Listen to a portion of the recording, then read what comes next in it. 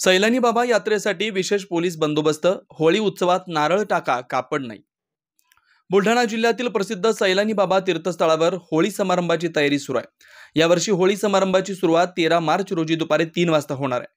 Police प्रशासनाने भाविकांना नारळ टाकण्याची परवानगी दिली आहे, परंतु अंगावरचे कापड टाकण्यास मनाई केली। होळी ही पवित्र आणि आनंदाचा उत्सव असल्याचं सांगत प्रशासनाने भाविकांना या उत्सवाची पवित्रता राखून ठेवण्यास सांगितलंय। सैलानी बाबा यात्रेची सुरुवात 8 मार्च पासून होते आणि 19 मार्च रोजी पिंपळगाव सराई येथून प्रसिद्ध संदल यात्रेची सुरुवात होणार आहे। या यात्रेला संपूर्ण देशातून लाखो भक्तांची गर्दी होते। प्रशासनाने या यात्रेसाठी विशेष पोलीस बंदोबस्त तैनात केलाय।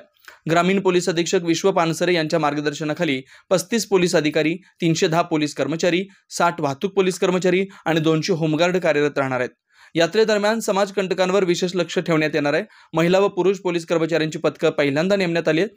भाविकांना मूल्यवान वस्तू सोबत आणू नयेत आणि पैशाची काळजी घेण्यास सांगितले। यात्रेदरम्यान पाणी टंचाई टाळण्यासाठी 10 पाण्याचे टँकर आणलेले आहेत। हनुमान टेकडीजवळ वाहनांची पार्किंग व्यवस्था करण्यात आली आहे। सूर्या मराठी न्यूज साठी जावेद शाह, बुलढाणा।